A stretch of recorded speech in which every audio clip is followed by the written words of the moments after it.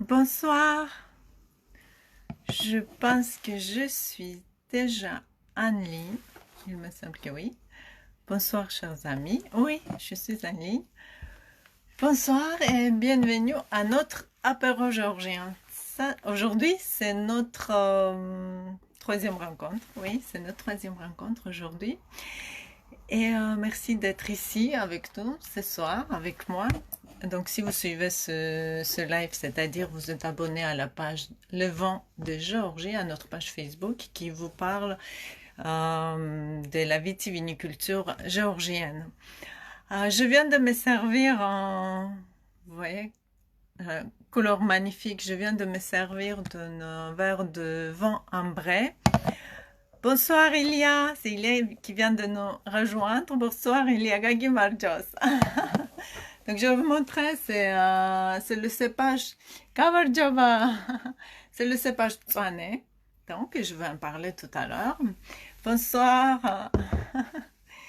Et donc bienvenue à notre apéro géorgien. Pour ceux qui ne me connaissent pas encore, je vais me présenter.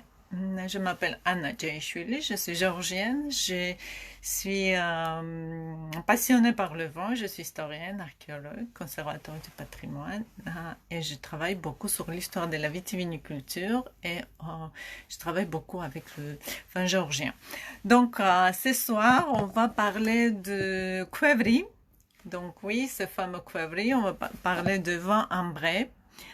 Et on va déguster le cépage Tswane. Et on va beaucoup parler de Qvevri surtout. Et puis j'ai une surprise pour vous parce qu'il y aura Mélanie Tarlan et son frère Benoît Tarlan, qui vont nous rejoindre afin de nous parler de leur expérience de Qvevri.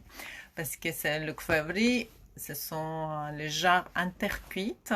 La Géorgie et le vin géorgien sont connus pour ces jarres qui s'appellent géorgien Qvevri, voilà.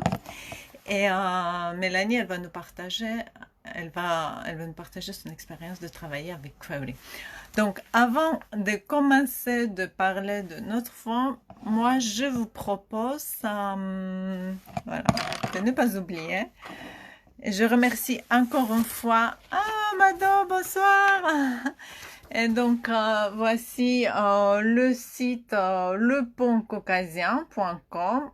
Vous pouvez commander le vin géorgien avec une code promo apéro 2020. Merci Ilia, c'est Ilia Kachoidze qui dirige cette entreprise de Pont Caucasien qui nous a donné cette occasion de profiter d'une réduction de 20%. Alors, je veux juste... Voilà, c'est mieux comme ça. Je vois qu'il y a Tamara qui vient de nous rejoindre. Gamarjoba Tamara, bonsoir.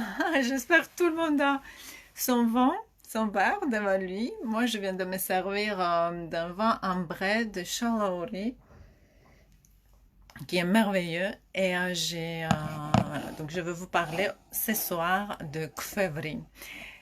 Tout d'abord, je voudrais vous présenter le vin.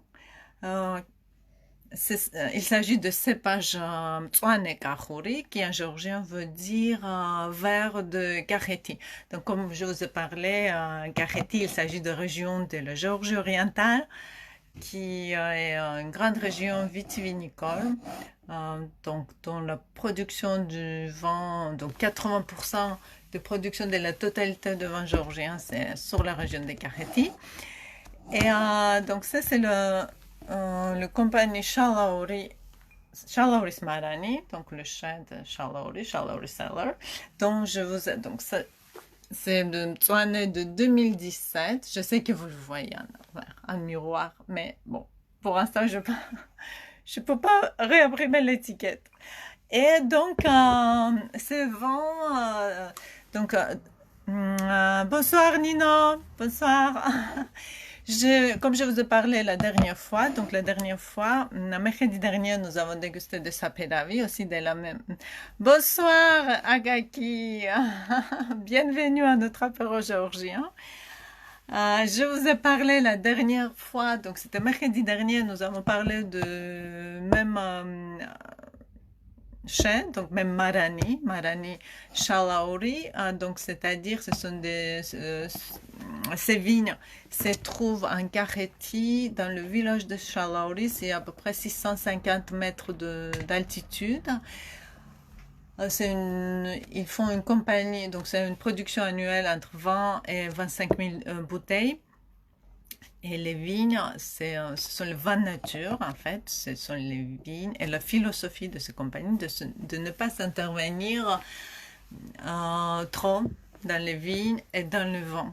C'est-à-dire, il y a un minimum d'intervention, ce qui veut dire que tous les vents sont... Bonsoir, Anna. Anna, c'est une amie qui vient de nous rejoindre de Géorgie. Bonsoir, Anna. Je suis très ravie que tu sois ce soir ici avec nous. On déguste des Kahurim Tsoane. Donc, c'est un cépage qui a une très longue histoire. Comme je vous ai parlé une des dernières fois, nous avons parlé, non, la toute première fois, nous avons parlé de cépage Katsiteli qui a une très très longue histoire et qui date de au moins 2000 ans. Et donc, selon les données ampélographiques, ici, il s'agit de Kahurim Tsoane. Et Kahurim Tsoane, c'est un cépage aussi qui a selon les données ampélographiques, il a une histoire beaucoup plus longue que Katsiteli. Donc, on parle à peu près de 2500 ans, il me semble. Donc, vous voyez, la couleur, elle est très jolie. C'est un vin ambré qui est produit dans les Kvevri. Je vous ai parlé la dernière fois que les vignes de Chalauri, ils se trouvent, donc ce sont les vignes bio, ils se trouvent dans le village de Chalauri, à Kakheti. C'est à peu près 7000 hectares de vignobles. Le sol est argilo-calcaire, climat est continental, un été très chaud, mais avec une petite fraîcheur qui arrive sur le montagne, à partir du montagne de Tsivi, qui veut dire en géorgien froid, parce que ces vignobles, ils sont sur les coteaux de montagne de Tsivi. Et ce vent, en général, Tsoane Kahouri, c'est un vin donc c'est un cépage qui est très connu pour son acidité élevée. Et aussi, c'est un cépage, mais pour ce vin-là, en fait, c'est ce que je voulais dire. Donc, je le dégustais avant notre petit apéro. C'est un vin vraiment merveilleux. Puis on sent, il a beaucoup d'arômes abricots confite. Et c'est ce que je trouve en dégustant ce vin, je trouve qu'il, même s'il a une très belle acidité, une acidité assez élevée, il n'a pas des tanins qui sont très... il a une certaine rondeur avec des tanins moyens.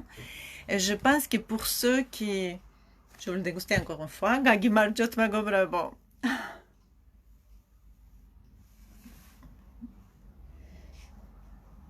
Et je pense que justement pour ceux qui ne connaissent pas encore le vin ambré géorgien, ce sera une très très belle découverte. Peut-être il faut vraiment commencer par ce type de vin, ou commencer par Tsoane, pour pouvoir découvrir qu'est-ce qu'il peut donner, qu'est-ce que ça donne le vin ambré dont on parle autant et pas tout le monde a eu l'occasion de le goûter.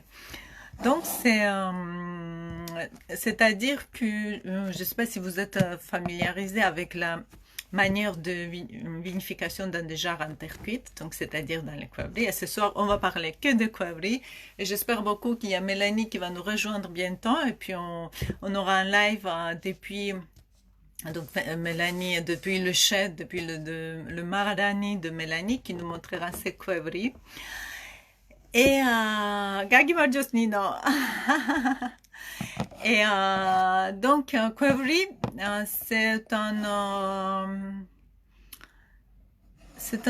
une jarre en terre cuite qui date, je vous ai parlé la toute première fois, le tout premier mercredi, pendant notre premier apéro, je vous ai parlé qu'il s'agit de découvertes de très anciennes qui datent de 8000 ans. C'est-à-dire, pendant le fouilles archéologiques, il y a quelques années, ont été trouvés de débris de poterie. Et en analysant ce poterie, sur le site, c'était sur un site, sur le site archéologique datant de néolithique, donc 6000 ans avant Jésus-Christ. Et sur le, après avoir, donc on a découvert ces débris de poterie et après les avoir analysés, on a découvert le traces de l'acide tartrique qui était dans le port d'argile, de terre cuite. Et donc, il s'agit de découverte, la plus ancienne découverte de vent. Et c'est pour cela que la Géorgie aussi, pour cela que la Géorgie, elle se revendique en tant que le berceau de la vitiviniculture. Et donc, ce qui est intéressant surtout, c'est la continuité qui existe depuis 8000 ans en Géorgie. Parce que cette manière de faire le vin dans le genre en terre cuite, ça n'a pas cessé pendant 8000 ans. Ça n'a pas cessé et ça continue depuis. Donc, en Géorgie, nous sommes toujours en train de faire la vinification par des méthodes qui étaient connues par... oui, il y a 8000 ans. 8000 ans. Oui, est-ce que j'avais dit une autre chose à Kaki? Parce qu'à Kaki, il me demande ce n'est pas 8000 ans. Oui, oui, ça fait 8000 ans. Donc, c'était 6000 avant Jésus-Christ. À partir d'aujourd'hui, ça fait 8000 ans. Et donc, nous sommes toujours en train de faire la vinification de la même manière, comme c'était nos grands-pères et nos arrière-grands-pères et nos ancêtres, etc. Ce qui est important, c'est de savoir que cette continuité qui existe dans l'utilisation de ce genre intercuite et dans la méthode traditionnelle, de la vinification, qui a d'ailleurs été inscrite sur la liste du patrimoine immatériel de l'UNESCO en 2013. Oui, Akaki, donc 6000 avant Jésus-Christ, c'est un site néolithique datant de 6000 avant Jésus-Christ, qui veut dire 8000 ans depuis aujourd'hui. Et en fait, je voudrais vous parler aussi de Qvevri, non seulement de Qvevri en tant qu'une jarre en tant qu'un récipient dans lequel on fait la vinification, mais je voudrais aussi évoquer la philosophie de Qvevri parce qu'on n'en parle pas beaucoup, il me semble. Parce que le vent, il est diminué jusqu'à vinification dans un Qvevri. Qu'est-ce que ça donne jusqu'à sa technique, parce qu'on parle de la technique de macération prolongée, c'est-à-dire quand le vin blanc, il reste assez longtemps, pendant plusieurs mois, jusqu'à 6 mois, en contact avec la peau et les rafles. Et donc, qu'est-ce que ça représente en Qvevri? Qu'est-ce que ça représente la vinification dans le Qvevri? Qu'est-ce que ça veut dire? Qu'est-ce que la philosophie? Et en fait, je pense que c'est ça qui est le plus intéressant. Et je pense que c'est à cause de cela que cette tradition a pu persister depuis des millénaires. Vinification dans le Qvevri, pour moi, je pense que non seulement pour moi, parce que c'est une question dont on parle beaucoup, surtout dans les sources ethnographiques ou archéologiques, mais plutôt ethnographiques. Donc, il s'agit ici de transmission, de cycle et de transmission des vies cycliques entre la vie, entre la mort, entre la vie sur la terre et dans le monde souterrain. Au printemps, quand la vigne, le raisin, au printemps, quand la vigne fleurit, après il y a le raisin, donc la nature, elle est éveillée. Et en automne, on a le vendange. Donc pendant le vendange c'est à septembre, fin septembre, octobre. Jadis, donc dans le temps ancien, quand il y avait les vignes qui étaient mariées à des arbres, donc c'est-à-dire c'était des vignes en automne, donc c'était des vignes qui poussaient sur les arbres et les arbres leur servaient de tutors, c'est-à-dire dans ce temps-là, très souvent les vendanges ont été opérées au mois de novembre ou parfois même début décembre. Parce que le même cépage, il mûrit différemment. Donc il y a 3 semaines de décalage entre le cépage qui est en vigne basse et entre le cépage qui est dans les vignes hautes. Et du coup, quand le moment de vendange arrive, donc c'est à l'automne, on cueille le raisin, on fait le vendage, on presse, on foule le raisin et le jus de raisin, il va dans le cuivrerie. C'est-à-dire c'est à peu près c'est la fin d'automne. Le jus de raisin, il va aller dans le monde souterrain pour pour fermenter, puis pour devenir le vin. Et en hiver, la nature, la vigne, le vignoble, il s'endort. Et tout ce qui se passe, c'est la fermentation, c'est le jus de raisin qui devient dans le cuivrerie le vin. Donc, il y a une transformation, il est en train de naître en tant que le vin. Et au printemps, donc en général, le cuivrerie, on ouvre le cuivrerie avant le début avant le début de chaleur, avant le début de grandes chaleurs printanières. Du coup, on ouvre le cuivrerie, c'est quand le rameau et les feuilles commencent à apparaître sur les vignes, on sort le vin qui vient d'être né. Il y a cette rencontre qui est entre le monde souterrain et entre le printemps. Donc c'est la vie des cycles, c'est la vie cyclique qui représente cette transmission entre le vent, entre le raisin, et donc ça continue toujours. Et on peut dire que l'homme, le vigneron, il n'est pas il est pas tout à fait un acteur principal, ce qui est l'idée de Van Nature aussi. Donc il aide à la vigne, il aide au raisin de se développer et devenir bonsoir Mélanie, oui, elle va nous rejoindre bientôt. Et donc, qui permet donc je disais que donc c'est vraiment un cycle de vie qui continue, le raisin qui mûrit, qui va dans le monde souterrain et qui ensuite le vin est né au moment de printemps. Et ce qui est très intéressant, je vois qu'il y a Pierre qui vient de nous rejoindre. Bonsoir Pierre, Gagi Marjos. Et ce qui est très intéressant, donc cette rencontre entre le vent et entre le raisin, entre le monde ancien, entre le monde souterrain et entre la vie. Donc cette rencontre qui existe, c'est quelque chose, c'est pas moi qui l'ai inventé, c'est quelque chose, c'est une philosophie de cuivrerie qui existe dans le monde. Et par contre, ce qui est très intéressant, selon les récits ethnographiques, et même c'est quelque chose qui existe aujourd'hui aussi. Par exemple, en été, on ne mange pas en Géorgie. Mes amis géorgiens, ils peuvent me confirmer qu'on ne mange pas le raisin avant la fête de Perestoaleba, avant la fête des transfigurations, qui a le lieu le 19 août en Géorgie. Donc, c'est-à-dire, c'était une fête païenne c'était le jour de la fête païenne qui a accueilli le jour de la transfiguration, donc la fête de transfiguration de Géorgie, dans la Géorgie chrétienne orthodoxe. Donc il y a le décalage de 13 jours entre le calendrier orthodoxe et catholique. Je sais que cette fête, elle est fêtée en France le 6 août.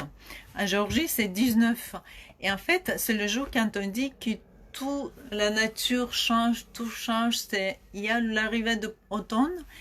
Et en fait, selon la tradition, même aujourd'hui, il est considéré donc on considère de ne pas manger le raisin, de ne pas le cueillir et de ne pas le manger avant le 19 août. Et en fait, c'est une tradition qui existe. Donc la tradition que je vais vous raconter maintenant, elle existait en Géorgie depuis très longtemps. Donc, vers le 19 août, les vignerons regardaient, comme à l'époque, donc le vigneron en général avait dans leur vigne plusieurs cépages. Et parmi ces cépages, il y avait toujours des cépages qui étaient à maturité précoce.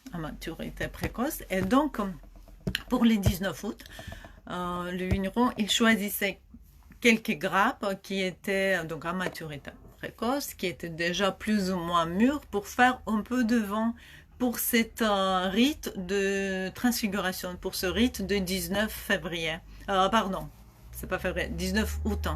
Est-ce que j'ai dit février? Ouais, non, c'est 19 août. Pour cette fête de transfiguration. C'est-à-dire, c'était une fête très importante parce que les gens, ils allaient à l'église pour une messe. Et le prêtre, il bénissait de fruits et le vin qui était apporté par le vigneron. Donc, il s'agissait de très peu de vin, très peu de quantité, parce que c'était pas encore le moment de vendage, mais c'était un rite selon lequel il fallait absolument que le vin qui vient d'être né, donc c'est quelques grappes que le vigneron il préparait, donc il pressait, il foulait pour préparer pour la fête de transfiguration. C'était une tradition. Il fallait que ce nouveau vin qui vient d'être né, il rencontre absolument l'ancien vin, c'est-à-dire le vin de l'année dernière, de vendange de l'année dernière. Et donc c'était une rencontre entre l'ancien vin et le nouveau vin, et c'était absolument obligatoire que chaque famille puisse garder un peu de vin de l'année précédente pour ces fêtes, pour cette rite du 19, pour le 19 août.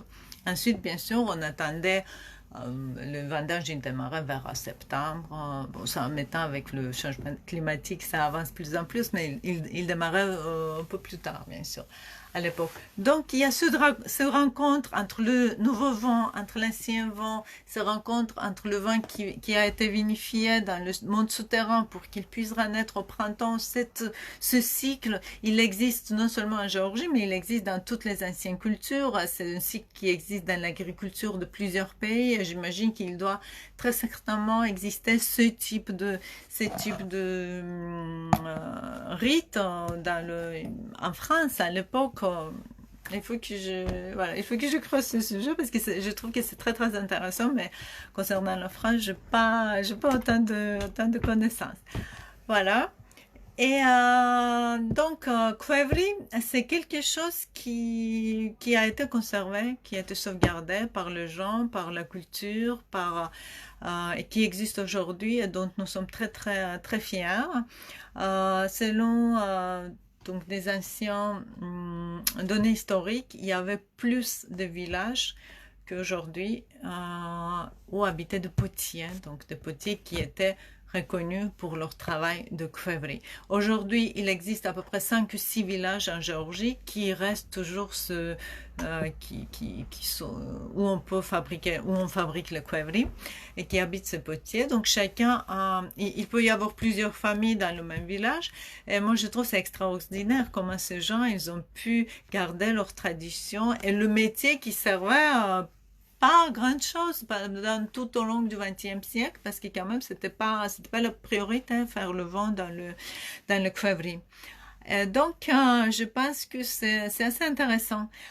Et donc aujourd'hui il y a plusieurs villages dans lesquels nous on fait plus, malheureusement il n'existe plus de potiers qui fabriquaient. Gamarjo Bazaltan.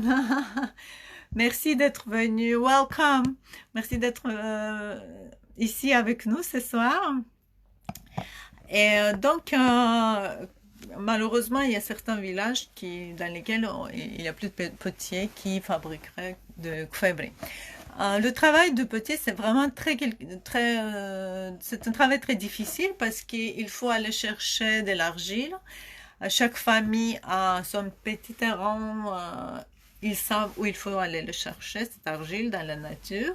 Et ensuite, c'est un travail qui dure... c'est pas un travail annuel. En fait, en hiver, on fait pas le Kvevri. Donc, ça se passe plutôt en été. Parce qu'il y a beaucoup de travail. Surtout parce que vous savez très certainement que le Kvevri existe de différentes tailles. Et surtout, il s'agit de Kvevri en Géorgie orientale. Les Kvevri sont beaucoup plus grands qu'en Géorgie occidentale. Bon, ça dépendait de la surface des vignobles, bien sûr, et aussi ça dépendait de la manière de vinification dont je vais vous parler, parce qu'il existait dans chaque coin, il existait de la manière de vinification dans les Kvevri un petit peu différent, donc d'un coin à l'autre. Et donc pour le potier, c'est ce qui est le plus difficile, c'est, on dit en géorgien parfois, moi je pense que vous traduire comme ça, construire le kvevri. Donc c'est pas un petit bol, c'est quelque chose qui est très immense, qui peut contenir jusqu'à plusieurs centaines de litres de liquide, de vent. Et c'est-à-dire le potier. Ah, merci Guigui. Pierre Guigui qui m'a écrit, je trouve que tu prononces parfaitement kvevri. Kvevri. Oui, d'ailleurs, kvevri, c'est un mot qui aujourd'hui on utilise dans toute la Géorgie pour désigner ce genre en terre cuite, mais il faut dire que dans le temps ancien, on utilisait plutôt le mot tchouri, et aujourd'hui aussi dans la Géorgie occidentale, on dit plutôt tchouri. En Géorgie orientale, on dit plutôt kvevri.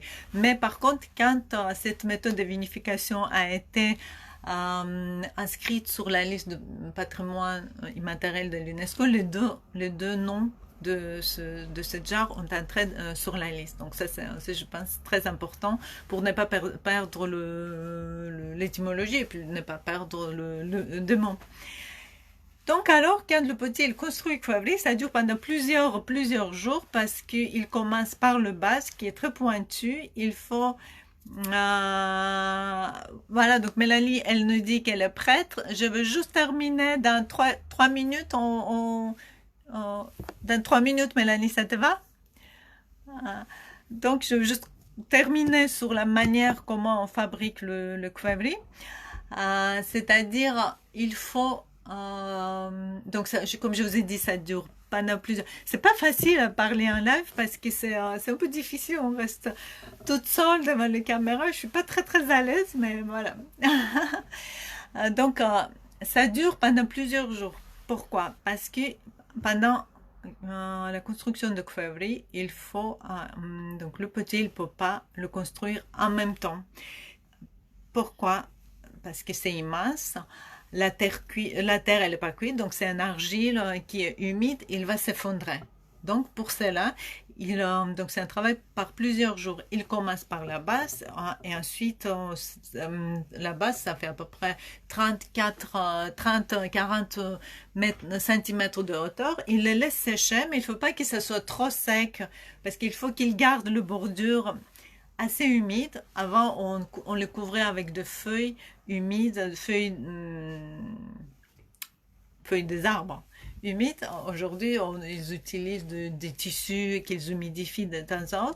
Mais par contre, il faut que le mur de ce kvevri, donc la pince, elle devient assez sèche elle devient assez sec pour pouvoir contenir des étages, entre guillemets, supérieurs. Donc, et couche par couche, ça dure pendant plusieurs journées. Une fois le kvevri est terminé, donc il y a la pince et il y a le col au-dessus. Et c'est très important, il faut que le col soit bien fait parce qu'ensuite, il faut que le kvevri soit hermétiquement fermé pendant la fermentation. Et ensuite, ce kvevri, donc, c'est-à-dire que le potier, en général, il construit, comme on utilise en géorgien, on construit plusieurs kvevri en même temps. Donc, il va faire la base pour une dizaine de kvevri. Ensuite, il rajoute par couche sur chaque base. Et c'est-à-dire, un jour, quand tous les kvevri sont faits et ils sont secs, tous ils vont aller dans un four qui est chauffé par le bois. Et là, la cuisson va durer à peu près une dizaine de jours. Donc d'abord, la température, elle monte au fur et à mesure et à la fin, à peu près une semaine ou 5 jours, il va être cuit entre 800 et 1000 degrés de Celsius pour que ça soit bien cuit.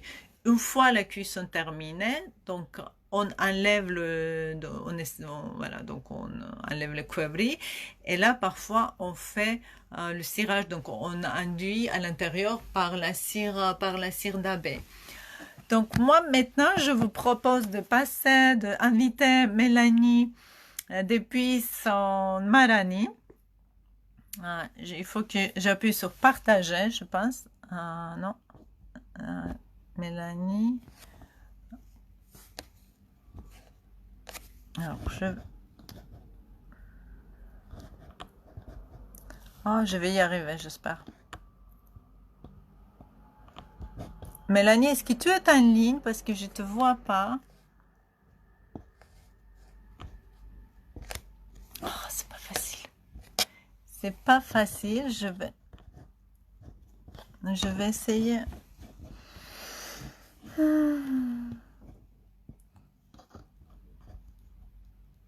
Alors, Mélanie, est-ce que tu peux me demander de... Il doit y avoir un bouton. Voilà. Ah, je suis vraiment désolée parce que je voudrais... Ce serait intéressant qu'elle puisse partager notre expérience. Ah oui, c'est bon. Non.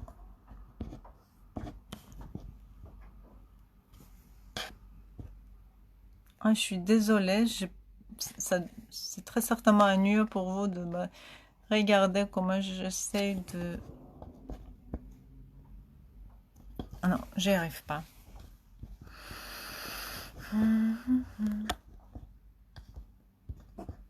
Mélanie, normalement, il doit y avoir un bouton pour demander de participer dans notre... Je le fais pour la première fois, je m'excuse. Ce serait très bien qu'on puisse la mettre en live pour la nuitée dans notre live parce que justement, elle pourra partager son expérience de travail avec le Kfewri.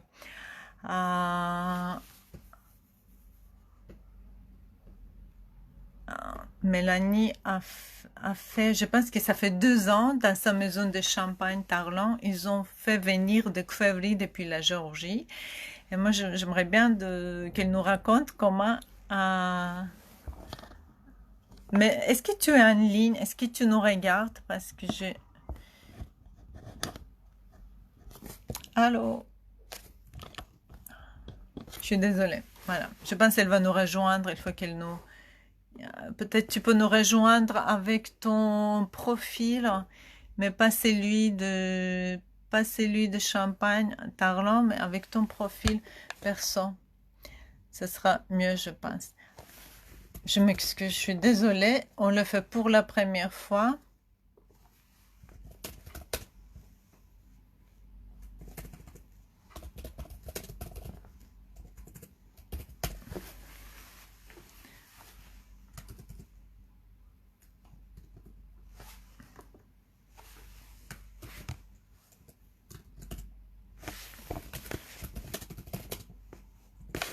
Je suis désolée.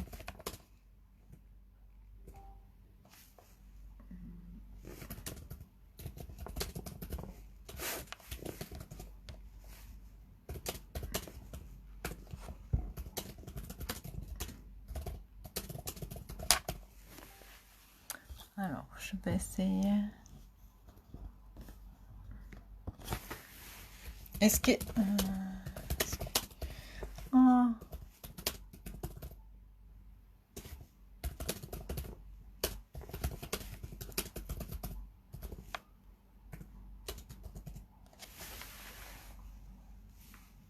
Je suis désolée. Je sais, c'est un peu ennuyeux, mais j'essaie de... J'essaie de l'inviter parce qu'elle m'a dit qu'elle pourra nous montrer son chai, c'est-à-dire Marani, comme elle m'a écrit. J'arrive pas. J'y arrive pas. Voilà.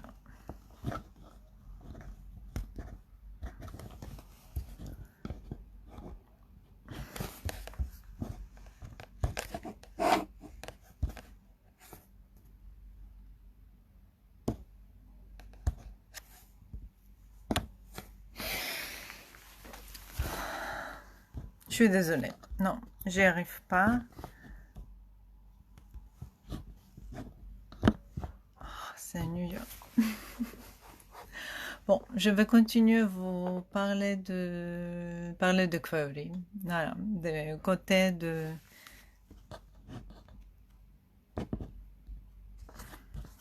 Non, j'arrive pas à l'inviter. En fait, je la vois en ligne, mais non.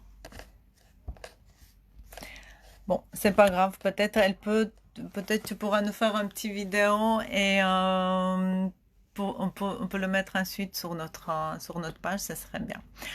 Bon, je suis désolée, ça s'est passé comme ça. Et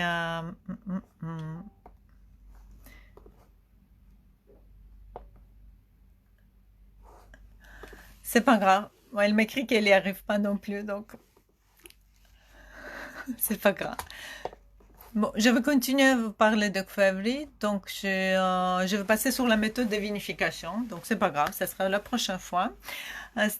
Si tu peux nous faire une petite vidéo à partir de ton chai, ça sera intéressant. Et moi, je vais passer, donc on peut raconter comme ça à vitesse comment ça s'est.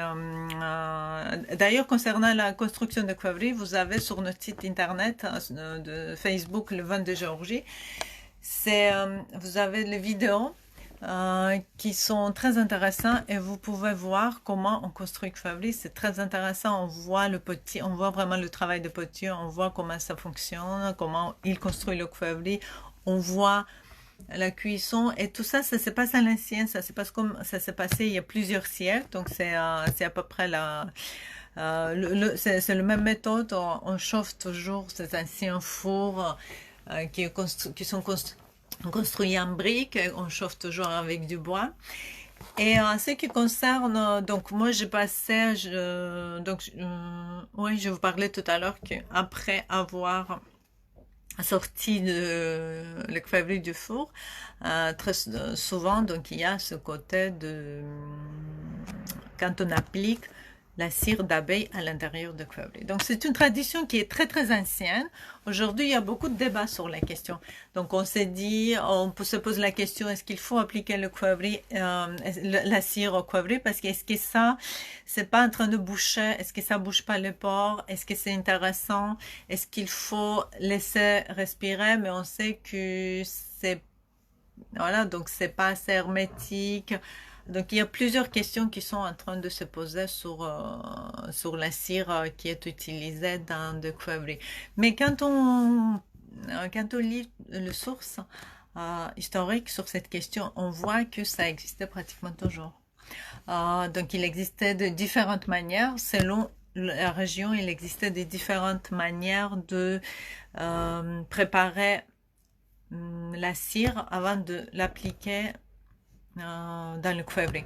Donc, selon le coin, donc, on pouvait utiliser la cire d'abeille. Parfois, il s'agissait du gras de bovinet, donc ça existait aussi. On l'utilisait. Parfois, c'était la cire d'abeille qui a été mélangée avec le jus de raisin concentré. Le jus de raisin qu'il faisait buire, donc ça devenait concentré. En Géorgie, on appelle tatara. En général, on l'utilise en Géorgie pour faire de churchela, donc c'est-à-dire c'est un dessert, le dessert géorgien. Et donc je suis désolée, j'ai tellement voulu de faire participer Mélanie à notre rencontre, mais je suis un peu perturbée, c'est un peu dommage, mais c'est pas grave. Et donc, ces questions, il faut appliquer la cire ou il ne faut pas appliquer la cire dans le Kfevri. Donc, c'est une question qui est très intéressante. Et puis, donc, dans l'idéal, comme on dit, le vigneron, et moi, je vois Iago, notre cher ami qui est vigneron et qui nous regarde actuellement. Bonsoir. Bonsoir Iago. Donc, lui aussi, récemment, nous avons parlé. Donc, dans l'idéal, ils aimaient bien que la cuisson soit parfaite et ça permet de ne plus appliquer la cire à l'intérieur de Kfevri, mais actuellement on peut dire que c'est quelque chose qui existe depuis des siècles. Par contre, ça, au fur et à mesure, c'est très difficile à nettoyer le Kfevri dans lequel il y a une cire d'abeille qui a été appliquée. Parce que les bactéries, ils peuvent très souvent s'installer entre la couche de cire et entre le récipient lui-même. Donc ça, c'est quelque chose qui est très...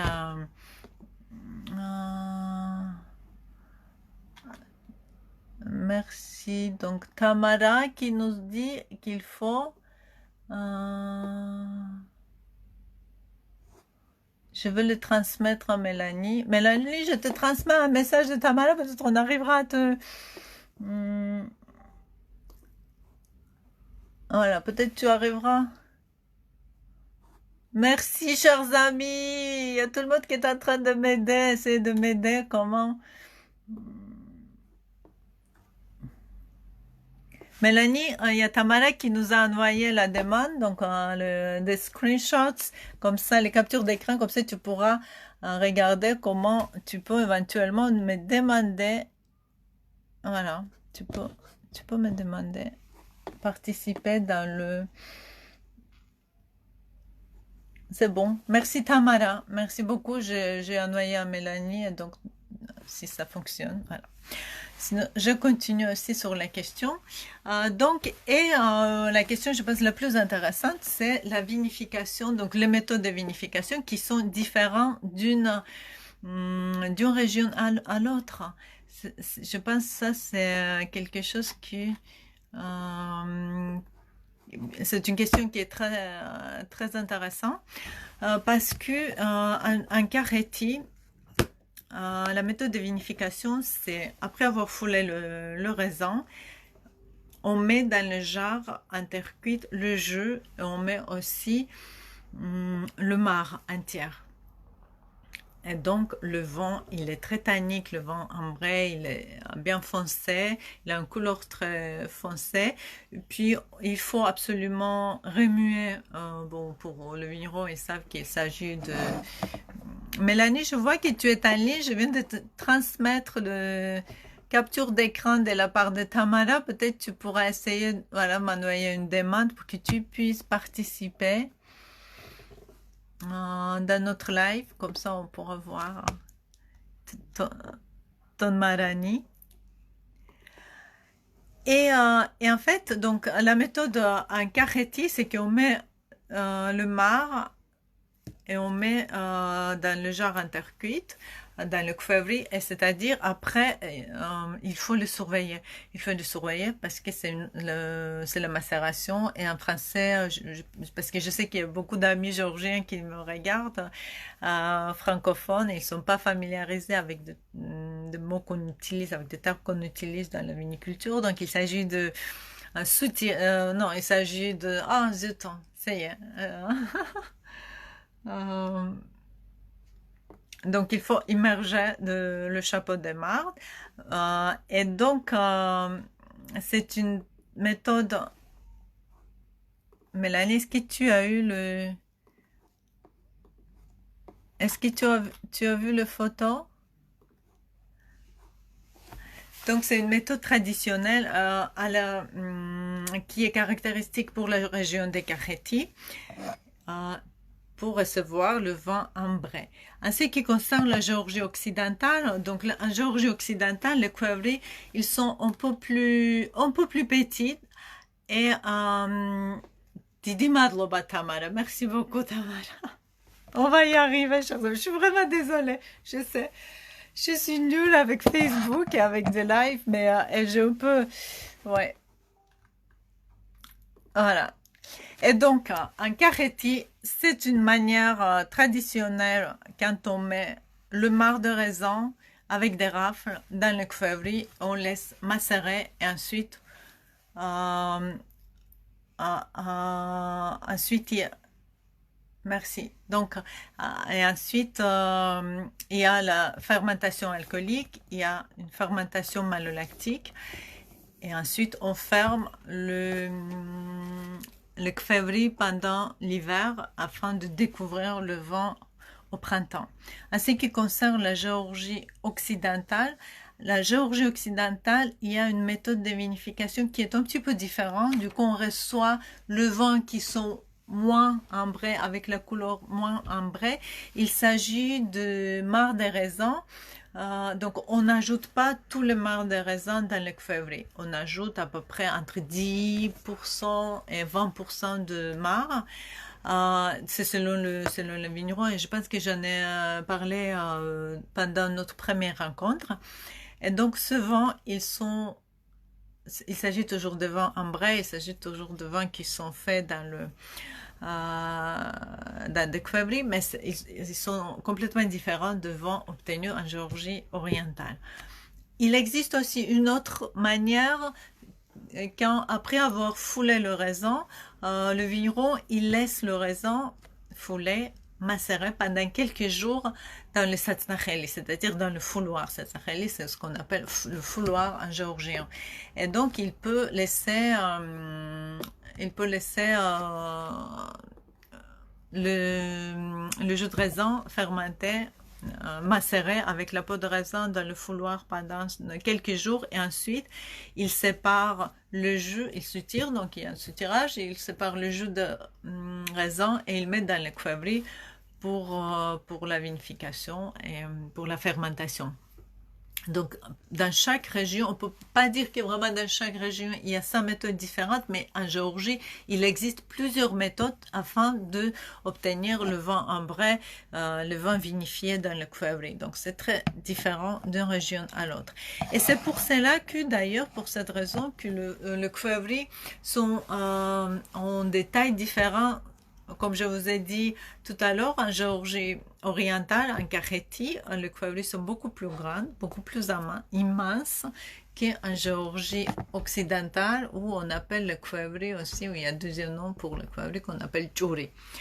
Donc c'est pour ça, très certainement, aussi c'est une des raisons, très certainement, parce que en Géorgie orientale, plus on ajoute de marc avec le jus de raisin, donc plus il a besoin d'espace dans le jar pour une macération et pendant et pour la macération, et puis plus il a besoin de l'espace quand il faut faire descendre le chapeau de marc. Donc ça me fait penser, j'attends toujours si Tamara et Mélanie, elles arrivent à nous joindre. Donc, ça nous fait penser, donc, cette différence entre le jar intercuite de Géorgie orientale et occidentale, c'est quelque chose qui est très, très intéressant parce qu'il y a une très jolie histoire qui a été tirée de cette différence. Vous connaissez très certainement, vous avez dû entendre le nom de Luigi Pirandello, qui était un écrivain italien de la fin du 19e, début 20e siècle, qui était un dramaturge. Il a écrit une nouvelle qui s'appelle La Jarre, et il s'agit d'une histoire d'un Sicilien qui achète une jarre pour l'huile d'olive, il me semble, et qu'il découvre, donc il l'achète, il la ramène dans ce village natal, et puis la jarre, elle est cassée. Donc cette histoire a été adaptée par les auteurs géorgiens. Il y a un film, c'est un court-métrage qui est très drôle et très, très agréable à regarder. Il me semble qu'il a été filmé il a été tourné dans les années 60 et vous trouverez sur YouTube très certainement, et je vais vous mettre dans des commentaires en ligne.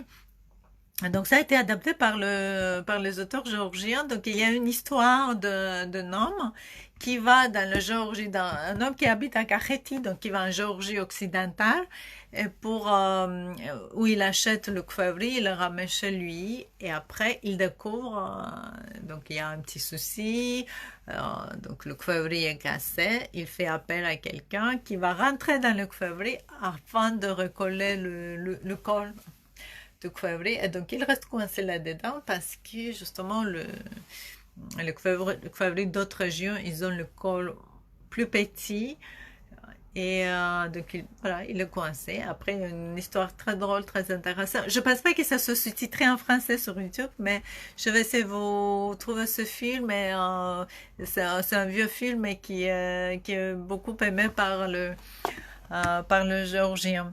Donc, je vois que Mélanie, elle n'a pas réussi à nous joindre. Moi non plus, j'arrive pas à le... Non, moi non plus, j'arrive pas à l'inviter pendant notre live. Donc, c'était à peu près... Ça fait déjà 50 minutes, je suis désolée. Je n'ai même pas vu le temps passer et j'essaie...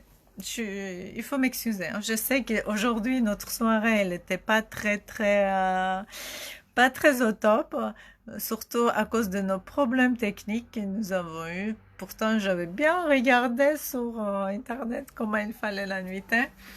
Je suis désolée, mais voilà, donc je vais terminer là-dessus. Je vais absolument revenir sur la question de Query et je pense qu'on va se voir prochainement, donc le mercredi prochain peut-être.